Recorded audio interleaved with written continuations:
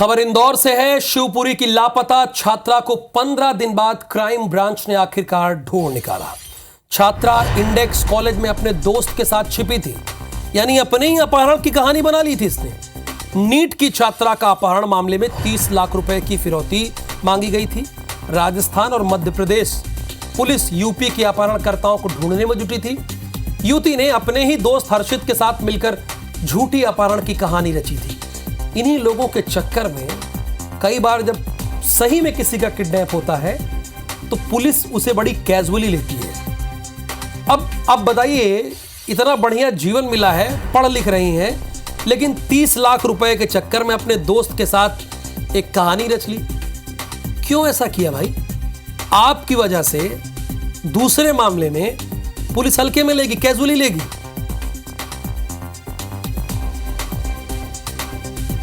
कि फर्जी कहानी इन्होंने बना दी। इंदौर क्राइम ब्रांच पुलिस ने 15 दिन बाद लापता युवती काव्या धाकड़ और उसके दोस्त हर्षित को पकड़ लिया। दोनों को पकड़ लिया और पकड़ लेना भी चाहिए। पूछताछ में सामने आया कि जिस समय कोटा पुलिस लड़की की तलाश में इंदौर आई थी, तब वो अपने दोस्त हर्षित के साथ अमृतसर गोल्डन टेंपल चली गई थी। पैसों की कमी के कारण वो दोनों काफी समय तक गुरुद्वारे में ही रहे। 2 दिन पहले ही दोनों इंदौर के खुड़ैल थाना क्षेत्र में किराए का कमरा लेकर रह रहे थे। वहीं मुखबिर की सूचना पर पुलिस दोनों को थाने ले आई थी। फिलहाल दोनों से पूछताछ जारी है। अब ये तस्वीरें भी हम आपको दिखा रहे हैं। हम इतनी नैतिकता रखते हैं कि इनको ब्लर कर दिया है, लेकिन इनके अंदर इतनी भी नैतिकता नहीं है कि ये अपने ही अपहरण की कहानी बनाए, अपने पिता से 30 लाख की फिरौती मांगे। थोड़ी तो नैतिकता होनी चाहिए ना।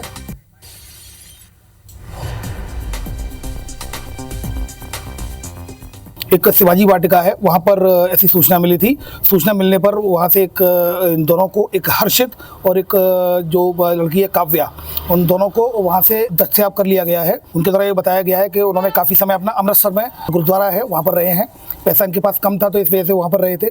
अभी फिलहाल इसमें चूँकि कोटा पुलिस इसमें इन्वेस्टिगेशन कर रही है और कोटा पुलिस के आने के बाद उनको हैंडओवर करने के बाद और इन्वेस्टिगेशन में जो तथ्य आएंगे उसके आधार पर वैधानिक कार्रवाई की जाएगी।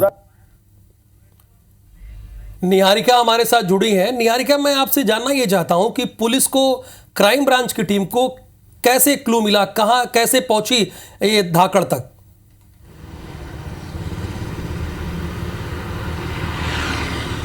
देखिए, क्या है कि जैसे ही कोटा पुलिस ने कोटा में जांच शुरू की थी तो इन लोगों ने अपनी फरारी जो है वो इंदौर से ही काटने शुरू कर दी थी, क्योंकि जैसे ही कोटा में बात गई तो उसके बाद धीरे धीरे क्लू मिलते हुए पुलिस जो है वो इंदौर तक पहुंची। और ऐसे में पता चला कि भोलाराम उस्ताद मार्ग पर ही जो ये लड़की है काव्या धाकड़, वो अपने दोस्त के साथ रह रही थी। ऐसे में ये दोनों ही यहाँ से फरार हो गए थे और फरार होकर गोल्डन टेम्पल यानी कि अमृतसर के गुरुद्वारे में जाकर अपनी फरारी काट रहे थे। पैसों की कमी होने के कारण वहीं पर ही इन लोगों ने लंगर खाया और उसी के साथ अपने जो दिन थे वो गुजारे।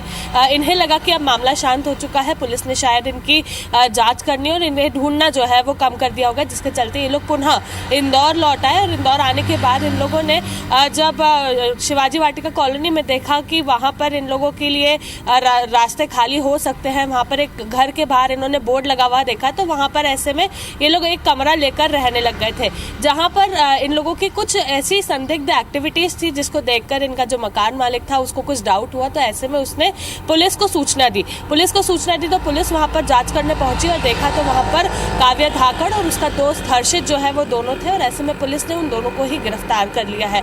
हिरासत में लेकर जब उनसे बातचीत की गई तो दोनों ने ही ये स्वीकार भी किया है कि उन लोगों ने काव्या धाकड़ की जो फर्जी कहानी थी वो रची है अपहरण की, और इसी के साथ जो काव्या धाकड़ के पिता है उनसे फॉरेन जाने के लिए 30 लाख रुपए जो थे वो भी मांगे हैं। तो राहुल, आपको बता दूं कि पूरी तरह से अगर हम देखें तो इसका क्रेडिट जो है वो वहाँ पर रहने वाले इस घर के मकान मालिक को जाता है, क्योंकि उसी ने इन दोनों की संदिग्ध एक्टिविटीज़ जो थी उसको मॉनिटर किया। और मॉनिटर करने के बाद जब उसे लगा कि ये कुछ गलत कर रहे हैं तो ऐसे में उसने तुरंत पुलिस को शिकायत लगाई, जिसके बाद पुलिस ने वहाँ पहुँचकर जो मामले में आगे की कार्रवाई थी वो की है। और ऐसे में जब पूछताछ की शुरुआती पूछताछ में जो मामला सामने आया तो उसमें काव्या धाकड़ का ये बयान ज़रूर हमारे सामने आ पा रहा है कि उसका कहना था वो पढ़ाई में कमज़ोर थी। ऐसे में उसके जो परिजन थे वो उस पर डॉक्टर बनने का दबाव बनाते थे। कोटा में उसका एडमिशन भी कराया था, लेकिन वो कोटा से अपना एडमिशन जो था उसे छोड़कर इंदौर आ गए। इंदौर में अपने दोस्त के साथ यहाँ पर कुछ दिन से रह रही थी। निश्चित तौर पर निहारिका, पुलिस की सक्रियता के साथ ही इंदौर वासियों की जागरूकता भी यहाँ पर जरूर काम आई है। अब देखना होगा कि पुलिस आगे किस तरह की कार्रवाई करती है। खबर पर नजर बनाकर रखेगा। फिलहाल तमाम जानकारी के लिए आपका शुक्रिया। और इंदौर से